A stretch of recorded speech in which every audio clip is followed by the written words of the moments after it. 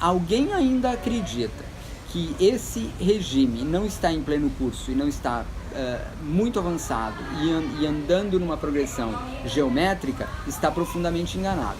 Se também alguém acredita que isso não é possível devido a um extrato da sociedade brasileira que seria liberal e toda aquela concepção histórica que a gente já conhece do que seria a sociedade brasileira na sua constituição mais elementar, está enganado também.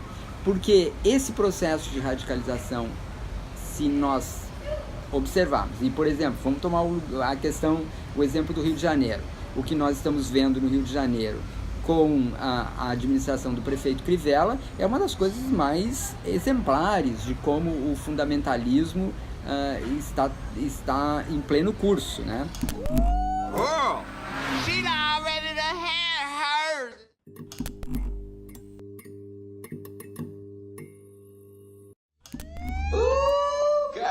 A minha formação inicial é na área de arte. Posteriormente, bem mais tarde, eu faço a minha formação de pós-graduação mais tarde.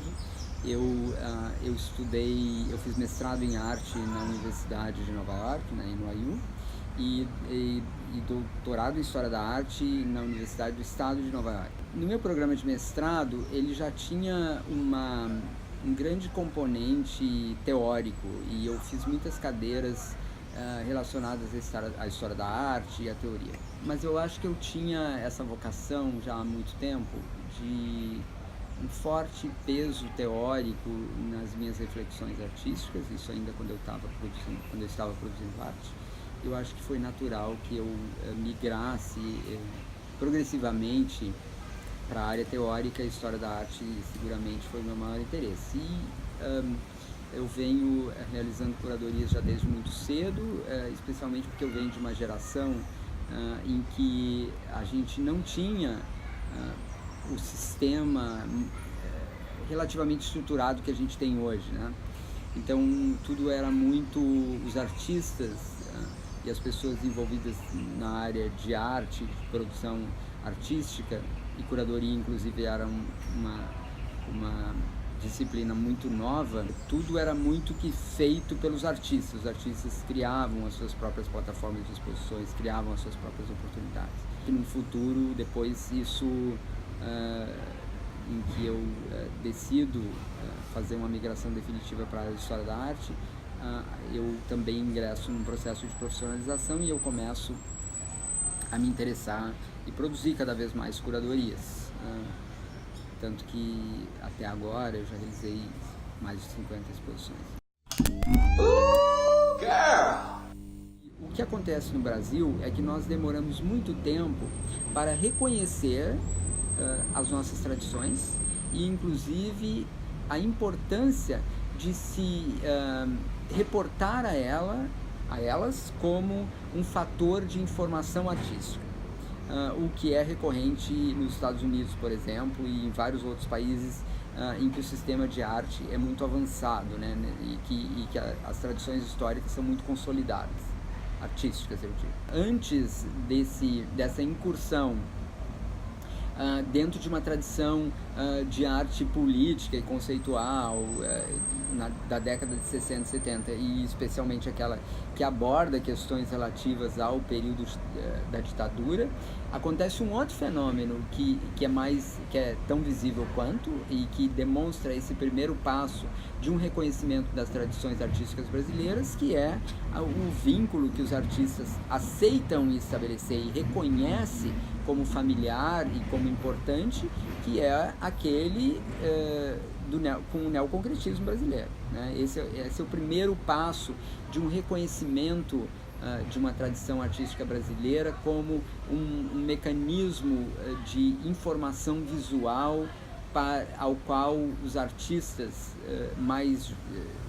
de gerações mais jovens e mais emergentes se reportam. Então eu entendo dentro desse contexto. Eu não diria que existe uma razão específica no sentido de que há um movimento político ou por qualquer outra razão que se reporte a essa tradição histórica e a esse período da história da arte brasileira e que não seja aquele de reconhecer tradições artísticas e repertórios visuais que são fundamentais para produzir dentro do território brasileiro em relação a aquilo que a arte brasileira produziu. Eu vejo mais nesse sentido. Isso não significa que a gente não possa incorporar dentro desse processo o reconhecimento de uma validade política e de retomada dessa tradição num momento específico da vida brasileira, né? Mas eu acho que antes disso, há pela primeira vez no Brasil, e isso é muito recente, o reconhecimento de tradições artísticas brasileiras em que os artistas se entendem que eles podem e devem se espelhar, né? E devem se reportar artisticamente. Eu acho que havia antigamente, isso tem razões muito específicas que eu acho que valeria uma outra discussão, uma certa dificuldade e até uma rejeição de se identificar com tradições artísticas brasileiras e emular algumas que são especialmente europeias ou depois euro-americanas, vamos dizer assim, né? Então eu acho que por muito tempo o cânone da arte brasileira ele se fundamentou e criou uma estrutura fundacional dentro dessas matrizes europeias e americanas mais do que as brasileiras. Eu acho que agora nós entramos numa fase que é muito interessante, em que a gente identifica claramente uma identificação, uma sintonia, vamos dizer assim, com tradições artísticas que se originam no território brasileiro e que, embora a gente possa questionar se elas tiveram ou não influência histórica dessas tradições mesmo europeias e americanas no seu devido tempo, mas elas contêm um aspecto de originalidade que é tipicamente brasileiro, né? Há um concretismo brasileiro, há uma visão do concretismo que se origina e acrescenta elementos artísticos no território brasileiro. Há também essa mesma questão dentro da arte conceitual brasileira, que eu acho que tem determinadas especificidades. Há um pop que acrescenta elementos vindos da tradição brasileira. Então eu vejo dentro desse contexto, acho que é um pouco mais complexo, mas é claro que isso talvez encontre alguma correspondência agora, num momento da vida brasileira que eu acho que é muito complexo, né, sob o ponto de vista político. Eu acho que o que precisa ser entendido inicialmente sobre a exposição Queer Museu é o modelo dela. E ela é um modelo que olha rapidamente em retrospecto para algumas exposições, especialmente 3, de grande envergadura e que foram feitas sobre essa questão queer e que se intitularam queer de alguma forma. Essas exposições são Hide and Seek, da instituição Smithsonian, né, da Galeria de Retratos da Smithsonian, a exposição Ars Homoerótica, que foi realizada pelo Museu Nacional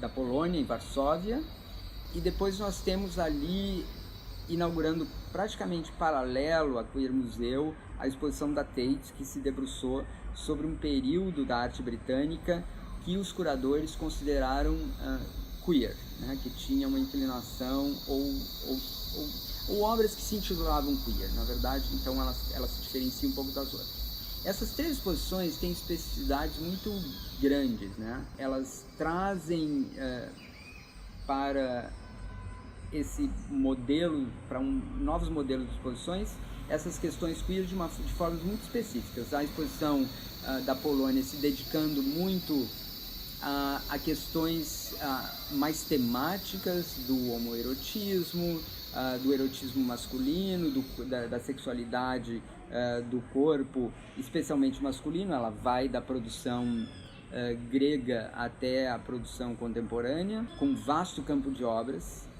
e se dedica sobre o acervo da coleção do Museu Nacional de arte da Polônia. A exposição da Smithsonian, ela tratava especificamente de uma reflexão de inclinações queer sobre o retrato na arte americana, né?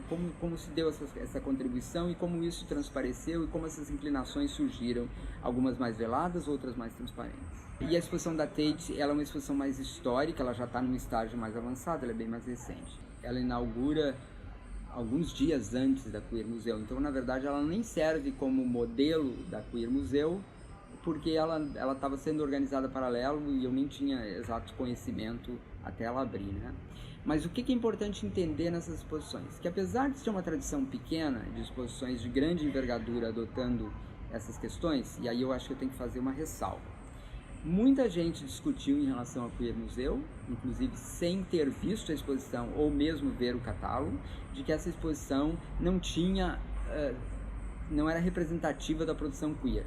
Não é mesmo, porque ela não é uma exposição que é temática e uma exposição de representatividade existencialista do que seria ter uma exposição onde se tem arte queer e artistas queer. Não é isso que a exposição trata. A exposição é uma plataforma ampla para tratar de questões que dizem respeito ao universo queer, inclusive considerando a polissemia da palavra, ou seja, ela também diverge e converge para questões específicas da forma. Queer é uma palavra inglesa usada por anglófonos há quase 400 anos. Na Inglaterra, havia até uma Queer Street, onde viviam em Londres os vagabundos, os endividados, as prostitutas e todos os tipos de pervertidos e devassos que aquela sociedade poderia permitir. O termo ganhou o sentido viadinho, sapatão, mariconha, marimacho com a prisão de Oscar Wilde, o primeiro ilustre a ser chamado de queer. Desde então, o termo passou a ser usado como ofensa tanto para homossexuais quanto para travestis, transexuais e todas as pessoas que desviavam da norma cis heterossexual. Queer era o termo para os desviantes. As exposições que eu tenho feito nesses últimos 10 anos, elas têm um foco muito forte na questão do cânone artístico e de como as prerrogativas do cânone artístico se formam e como elas são exclusionárias e como para cada obra que ingressa no cânone artístico, outras tantas ficam de fora. Quer dizer, o cânone ele é um processo de exclusão por excelência. E essa exposição, através de uma perspectiva de abordagem queer, ela também está investigando isso. Então, no fundo, ela não é uma exposição que existe para refletir um número de X de representantes, artistas representantes de uma estética queer ou de arte queer. Essa exposição não foi construída com um vasto número de obras tidas, entre aspas, como queer, nem de artistas queer, não é isso. A questão era reunir um grupo de obras com uma variedade de abordagens grandes, inclusive obras estritamente formalistas, por exemplo, que dessem possibilidade de construir um raciocínio em torno dessa questão. E isso é muito coerente com um procedimento e um modelo de exposições que eu tenho feito, que é uma exposição de não eleger artistas para compor uma exposição, mas sim de eleger obras específicas, né? Para compor uma plataforma que vá conduzir a um determinado raciocínio, muitas vezes com muitas ramificações e muito complexo. Então, eu acho que isso é a primeira coisa que teria que ser entendido para essa exposição ter alguma lógica na cabeça das pessoas, que não é uma exposição de artistas queer, primeiro ponto. Não é uma exposição de obras queer. Não é uma exposição em que você vai ver, em que a maioria das obras estão lá para ilustrar ou tematizar aquilo que a gente pensa que seja ou que deva ser queer. É uma exposição que trata isso como problemática na sua amplitude mais vasta. Nós temos que considerar a forma artística dentro desse contexto de diversidade para o efeito dessa exposição e também da diferença, no sentido de que essa exposição está transitando entre forma, cânone e questões políticas que dizem respeito a essas questões, e de como em todas essas três instâncias a recusa e o aceite em determinadas proporções para ambos os casos, né? A negação da diversidade, tanto para a forma artística como para a percepção do outro, e a negação da diferença, tanto para a forma artística como para a recepção do outro. E eu acho que essa é a complexidade dessa exposição, e por isso as pessoas têm muita dificuldade de entender o que essa exposição significa e como ela tem dificuldade se ela é raciocinada sob o ponto de vista da representatividade. Eu não trabalho com representatividade estrita no sentido estrito do termo, ou seja, quantos artistas queer tem, quantos artistas trans tem, quantas artistas lésbicas tem, quantos artistas negros tem, embora tenha tudo isso na exposição. Esse movimento que culmina com esses ataques que duraram 2 dias e algumas horas a Queer Museu, ataques presenciais, né? E depois eu vou dizer porque há uma diferença entre os ataques presenciais e os ataques que migraram para as redes sociais. Nós precisamos entender o surgimento do MBL dentro da sociedade brasileira, lá naquele momento de pré-impeachment da presidente Dilma, e que isso é muito importante pelo seguinte: por quê? Porque o MBL vem a público com uma narrativa de moralização da política, de anticorrupção, e um exemplo muito concreto que eu queria comentar com você é de que uma das plataformas que eles trazem a público é, por exemplo, a questão da segurança, né? Mas aí a pergunta é o seguinte: executado aquela primeira tarefa, e depois vai fazer um pouco de lógica porque eu estou usando essa palavra, por que o MBL ingressa no imaginário social da sociedade brasileira com uma narrativa que diz respeito à segurança pública, por exemplo? Porque no final das contas o MBL não está mirando a um resultado imediato, mas a um futuro mais adiante, onde possa haver, ou se busca, um acirramento do sistema de repressão no Brasil, que nós estamos vivendo agora. Veja bem, nós estamos ingressando num estado de exceção, onde se reprime os movimentos sociais, onde se criminaliza os movimentos sociais, e veja onde nós vamos parar. Nós entramos num processo de criminalização da produção artística e dos artistas com os ataques da Queer Museu. Feito essa primeira investida do MBL, a investida seguinte é no território da moral e dos costumes. Por quê? Muitas pessoas interpretaram isso superficialmente como apenas uma manifestação de setores da direita, ultradireita, e até conservadores, um termo que eu tenho evitado muito em usar, porque eu acho que nós nem podemos falar mais em conservadorismo do Brasil.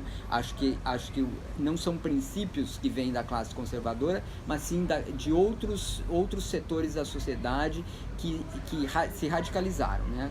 E que dizem respeito à direita, à ultradireita e ao fundamentalismo, essencialmente, com seus nuances intermediários, como, por exemplo, os fanáticos que seguem o Bolsonaro e assim por diante. Mas aí o MBL, ele ingressa nesse território porque o território dos costumes é a última fronteira para que se possa, num futuro breve, na instalação de um regime fundamentalista, e eu não estou falando ainda num regime estrito sensu, mas num modo de pensar e de refletir que ataca as instituições, que age a partir das instituições, e a gente vê isso dentro do Congresso de uma maneira absolutamente visível, dentro do Senado, em vários setores da sociedade que se radicalizaram, né? Inclusive aí determinadas religiões, especialmente a evangélica, e determinados setores dos evangélicos que se radicalizaram. Se você faz um ataque simbólico ao terreno dos costumes, e a arte era esse lugar, né, porque ela propicia essa ampla ramificação para todas as áreas dos costumes, porque quando você ataca a arte, você ataca todos os aspectos que dizem respeito ao comportamento, à moral, aos costumes, a como as pessoas, a liberdade de expressão, e aí eu incluo aí a liberdade de expressão também como um seu desdobramento, que é a liberdade de escolha, e a liberdade de escolha com tudo aquilo que diz respeito a você poder decidir como você vai se vestir, como você quer se comportar, aquilo que você quer ler, escrever, pensar, etc. Mas também, inclusive, aí voltando ao centro gravitacional dessa questão, que foi justamente as questões de identidade, expressão de gênero e aquilo que eles chamam de ideologia de gênero.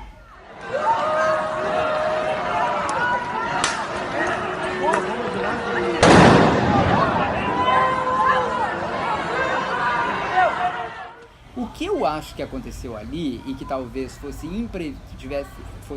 tenha se tornado imprevisível foi o fato de que o ataque era para ser efetivo, ele tinha objetivos muito precisos, mas ele não previa a grandiosidade do impacto. Porque o MBL, na minha concepção, ele é uma empresa de prestação de serviços para os grupos mais obscuros da sociedade brasileira, para os fundamentalistas, para setores do mercado financeiro que os financiam, para a classe média conservadora, para os grupos ligados ao Bolsonaro e para vários outros indivíduos ultraconservadores que se beneficiam das estratégias, muitas vezes táticas, muitas vezes de milícia, que eu várias vezes, eu não estou usando essa palavra como força de expressão, várias vezes eu disse e assinalei que o MBL utiliza. Eu sofri muitas ameaças de morte, algumas a gente levou em consideração mais seriamente, porque elas nos sinalizavam que elas poderiam representar riscos. Quando eu compareci aquela manifestação do Santander ali naquele dia, eu fui acompanhado de segurança, e eu tive tentativas de ataque, e também em diversos momentos houve muito assédio, principalmente naquele momento inicial em que eu ia para entrevistas e o MBL ingressava em estúdio e tentava invadir as entrevistas e assim por diante. Depois tem as agressões verbais, né? E é claro que como muitas coisas se passam na rede, elas não tomam uma materialização concreta, mas muitas delas a gente considerou que a gente deveria levar a sério. Muitas dessas ameaças se desviaram para pessoas que ou eram muito próximas a mim, ou que saíram em apoio da exposição ou se manifestaram contra o fechamento. Como a estratégia que eu adotei foi muito contundente de responder e de não recuar diante do fechamento e atacar diretamente as fontes, justamente aquelas de ataque, eu ganhei uma visibilidade pública extraordinária, o que também me deu uma certa proteção. Isso ficou muito claro ali e isso já acontece na primeira semana, né? Porque em 24 horas a exposição já está numa plataforma internacional de discussão. Nós não tínhamos tido informação sobre esse tema aqui, porque como o senhor explicou aqui agora, realmente a vestimenta estava lá, as pessoas o que falavam para a gente não tinha sim, e eu lhe confesso que não sou a última bolachinha vamos dizer assim, o suprassumo do progressismo, mas também não estou assim na caverna. Mas confesso que me choquei quando falou, olha, as crianças se vestiam e se tocavam sexualmente. Eu falei, será que eu estou tão obsoleto assim? Será que eu estou tão atrasado que eu não consigo entender isso? E o senhor me tira uma laje da cabeça agora de dizer que não tinha crianças se tocando lá dentro dessas vestimentas e que era apenas uma roupa de uma obra. Quando eu disse lá atrás que nós entraríamos em curso num processo de criminalização da produção artística. E isso não é só uma observação abstrata que diz respeito aos ataques que não só a Queer Museu havia sofrido, mas também os ataques depois às peças de teatro, a obras que houve tentativas de retiradas de paredes de museus, como lá no Museu de Arte Contemporânea de Campo Grande, ao ataque na performance do MAN. É preciso entender, em primeiro lugar, o seguinte, que quando você chega e diz que você está retirando, pelo desejo de um deputado que recorre à polícia para retirar uma obra que ele acusa de pedofilia, e isso eu estou me referindo lá, por exemplo, o incidente da pintura da artista lá do Museu de Arte Contemporânea de Campo Grande, e diz que isso tem que ser retirado da parede, porque ele imputa um crime a essa obra, e isso é um processo de criminalização que tem efeitos não só simbólicos, mas concretos, porque inclusive a artista, em determinado momento, foi acusada de pedófila. Mas aí tem outras coisas mais concretas. Por exemplo, aí entra em curso a CPI dos maus tratos, que já estava decorrendo, né? Já estava acontecendo. A CPI dos maus tratos faz uma virada de 180 graus para começar a convocar artistas, profissionais e pessoas relacionadas às exposições como criminosos, né? Não resta dúvida sobre isso, porque isso foi explicitamente colocado, inclusive, não só em vídeos, mas em discursos, pelo senador Magno Malta.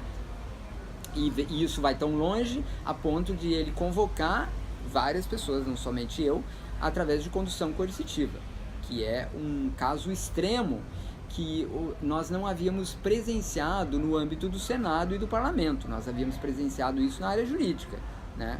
Condução coercitiva na área jurídica, o que já é um precedente extraordinário, porque até onde eu vi, as condições coercitivas não se tratavam de criminosos, né? Eles poderiam depor livremente, mas a justiça resolveu determinar que eles deveriam ser conduzidos coercitivamente. Mas no parlamento, e por razões que não tinham prova de crime, muito menos ainda, artistas, curadores, no meu caso, profissionais, como por exemplo uma professora que mostrou o catálogo da exposição em aula, foi convocada e coercitivamente, assim por diante. Isso era um precedente extraordinário e que a gente não tinha visto.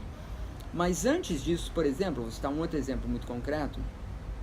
Acontece na Câmara dos Deputados uma reunião convocada por 3 deputados, 2 da bancada evangélica, representantes da bancada evangélica, e um que é o deputado Onyx Lorenzoni, que flerta, vamos dizer assim, com a bancada evangélica, mas não se diz membro da bancada evangélica, e eles convocam uma reunião, chamam uma reunião da Comissão de Combate ao Crime Organizado. Mas qual é o assunto que eles vão discutir nessa reunião? Exposições de arte. Então, assim, quem não quer enxergar nisso um processo público diante do imaginário social de criminalização da produção artística, ou, como me disseram, ou não quer enxergar a realidade, ou não está entendendo o processo. Silence! I have made my decision. Shantae, you stay.